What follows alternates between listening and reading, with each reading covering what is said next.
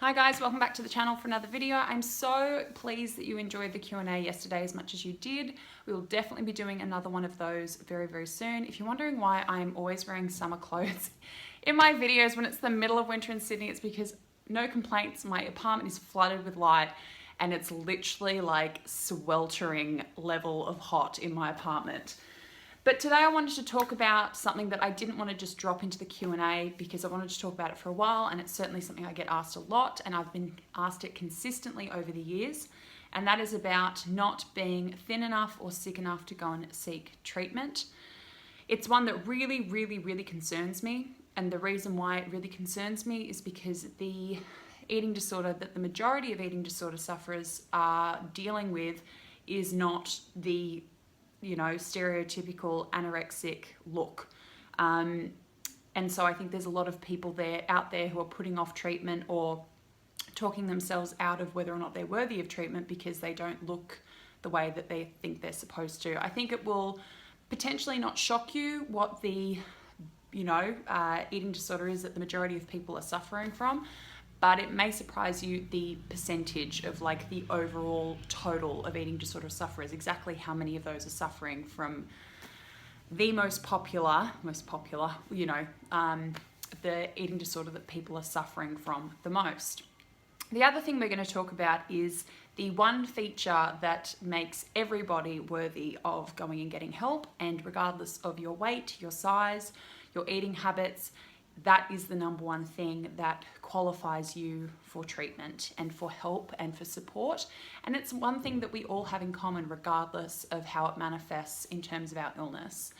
You can live your entire life on the brink of an eating disorder and just be suffering, but be suffering from disordered eating and not necessarily have reached the point where you have a full-blown diagnosis, and even that means that you are worthy of treatment. So this applies to people who may not necessarily fall into diagnostic criteria, but who are in pain and suffering and wondering if they should go and get help. We'll answer those questions today. So in 2012, the NEDC put out some numbers, some percentages of who is suffering from what eating disorders. And out of the total 100%, 3% suffering from anorexia, 12% suffering from bulimia, 38% suffering from other classified EDs like OSFED, orthorexia, etc. A whopping 47% of sufferers are dealing with binge eating disorder. And that's why when I get those questions saying I do not look like somebody who has an eating disorder, that really concerns me, because it's telling me that the education out there about what eating disorders are, how they manifest, who is in need of treatment is incredibly poor, given almost 50% of sufferers are not, chances are, going to look like the stereotypical anorexic sufferer that we as a society and the media are very, very accepting of.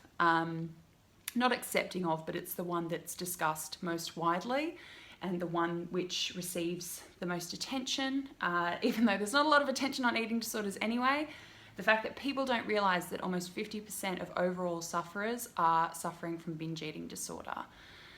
So that really scares me, because it leads me to believe that there's a lot of people out there who, but when they hear eating disorder, they hear anorexia. They don't realize the versatility and the variety of eating disorders, the variety of symptoms and consequences if they don't look the way that they've been led to believe they need to look before they go and get help.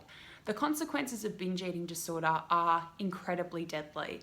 Yes, anorexia has a shocking and jarring visual element to it. Even the reality of anorexia isn't something that's really discussed. The fact that the majority of sufferers die from heart failure and suicide, the rate of suicide amongst anorexia sufferers is frighteningly high. So these are not even necessarily sufferers who are starving to death, because it is a mental illness. So they are in such excruciating mental pain that it doesn't make what they're doing to themselves redundant, because obviously it's a terrible, terrible way to live and to treat yourself. But clearly this is not a physical illness. If those who are, punishing themselves so intensely physically are in huge numbers taking their lives before their bodies even get the chance to give out on them, I suppose, is an inelegant way of putting that. So bulimia is quadruple, how's my maths? In terms of percentage, the number of people suffering from anorexia. So we've got 12% of the overall eating disorder sufferer population are suffering from bulimia, which, as bulimia sufferers, the majority would know. And the research reflects that you are only going to fluctuate slightly with your weight with bulimia. There's not really, unless it is like I had anorexia binge purge subtype, so obviously there was pretty major fluctuation in my weight when that was my diagnosis. But if you are a bulimic, then your fluctuation is not going to be that severe. So it can be a really, that's probably the one that has the least markers, because you can have a completely normal weight and people are not necessarily going to be able to see the physical effects of the illness. But the consequences of bulimia are, again, incredibly dangerous. As we know, I have made a video talking about one of the most horrific outcomes, potential outcomes of bulimia, and that is a gastric rupture, in the video that I made titled "The Photo That Everyone with an Eating Disorder Should See," because like I said in that video, not widely discussed at all. You can also rupture your esophagus from consistent and repeated purging, which obviously that's your esophagus, which lives right here. So it's a similar outcome to what would happen to your stomach. Electrolyte imbalance is one that is becoming a little bit more known, and that can lead to irregular heartbeat. It can lead to possible heart failure, and it's a result of loss of potassium, sodium, and chloride. And that tends to happen, or one of the biggest issues that happens with electrolyte imbalance is after people purge and they lose all of those vital elements. They then, obviously because they're dehydrated, they then swallow huge amounts of water, which puts them in an awful lot of danger that can lead to electrolyte imbalance. So very scary consequences. There's also tooth decay, loss of teeth, as we know. As I said the other day, I have discoloration on my teeth from bulimia. We know that we can lose our teeth. There's also the chance of peptic ulcers and pancreatitis. So even from a physical standpoint, yes, if you have bulimia, if you do not look like the certain weight that somebody or society or the media has led you to believe is the only weight, and that is the severe underweight look, which clearly only 3% of the overall eating disorder sufferer population are going to reflect that image, yes, you absolutely should go and get help.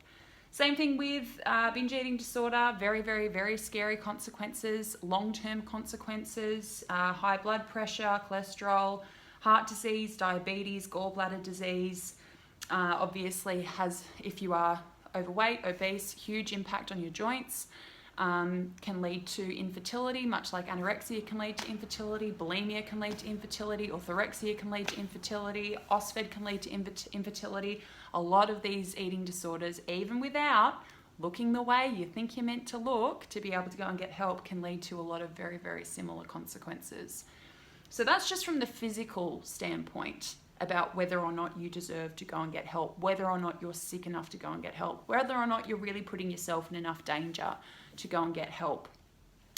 Yes, absolutely, 100%, regardless of whatever you think the diagnosis might be.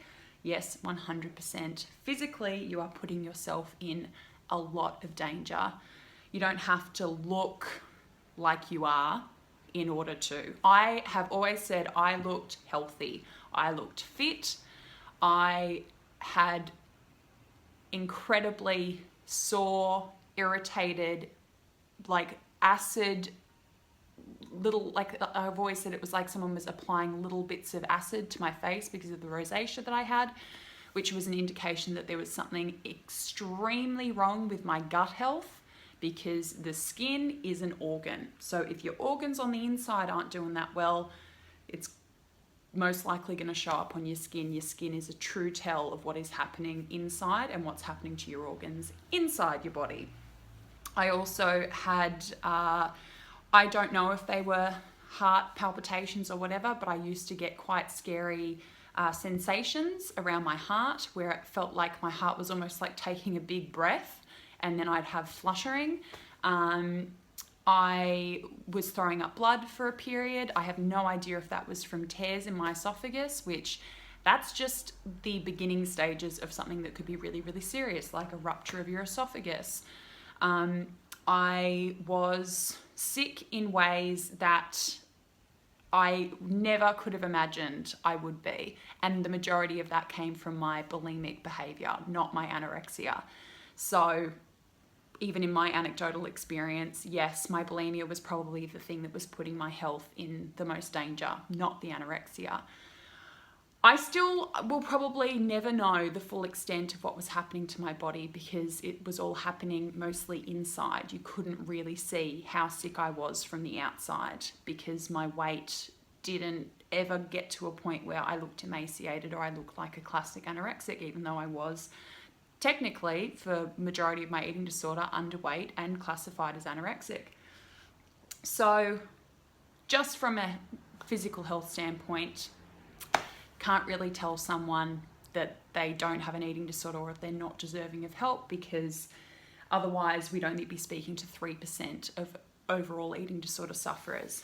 The other thing, as I hinted at earlier, the other thing that qualifies you for help that we all have in common, regardless of our weight, our shape, our size, the physical impact of our eating disorders, is not the physical pain, but the mental pain.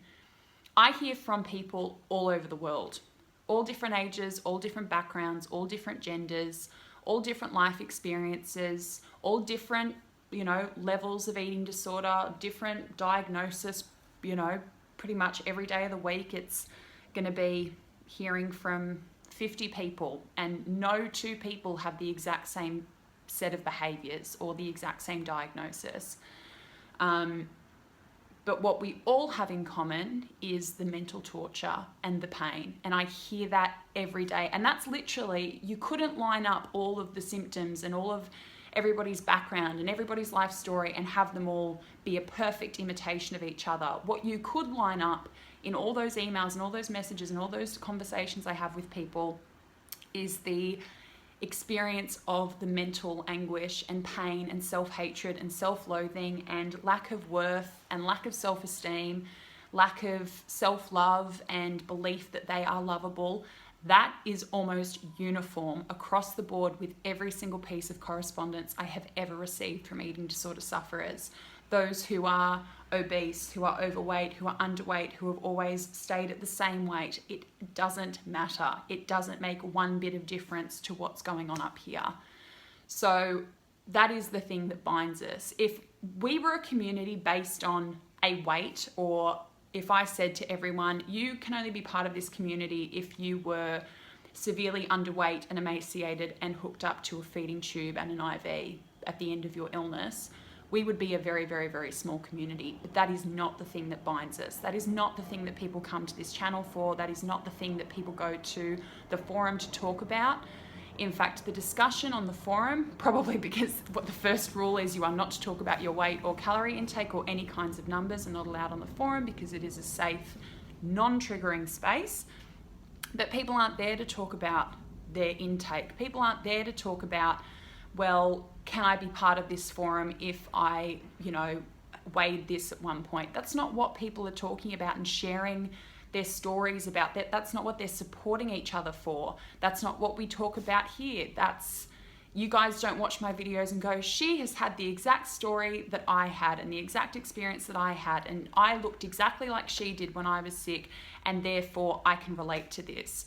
I think what people relate to is the shame, the pain, the anguish, the lack of self-love, the journey out of it.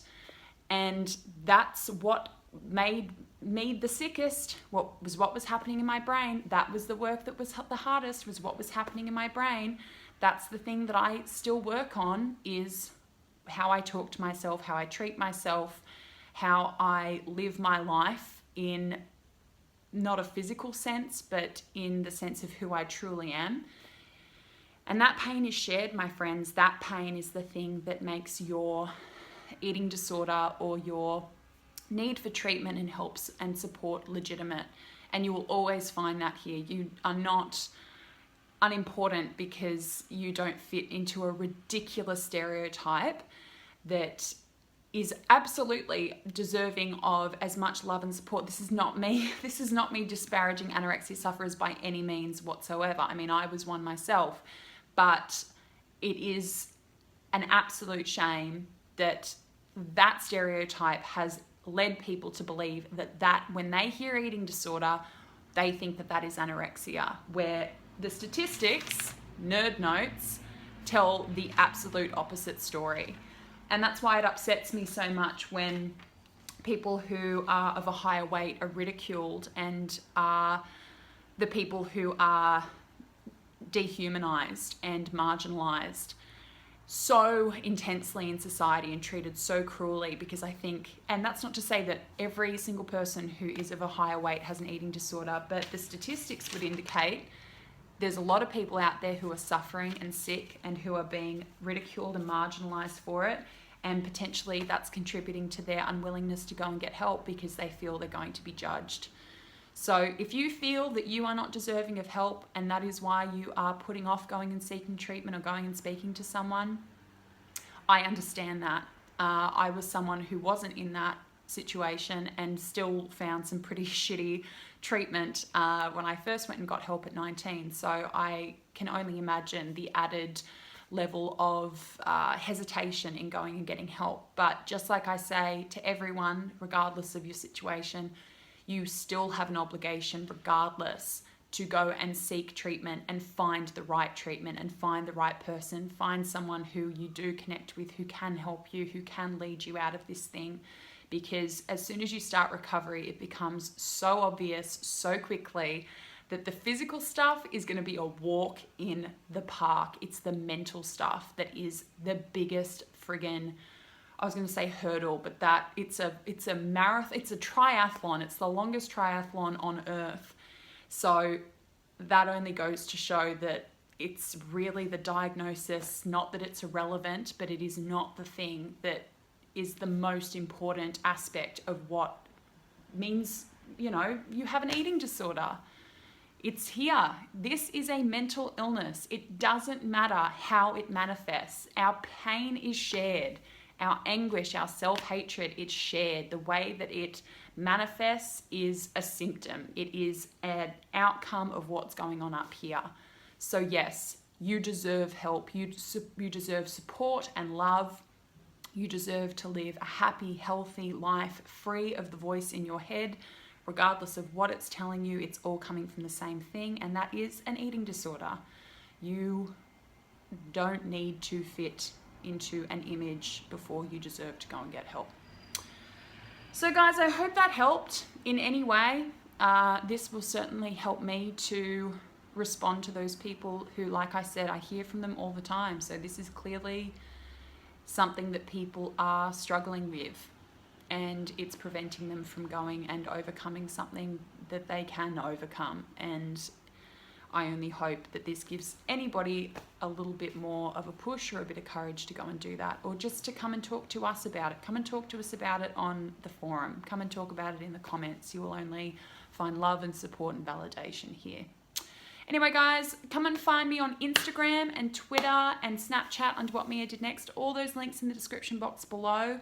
And I will see you in a couple of days with another video. Much love. Take care. Bye.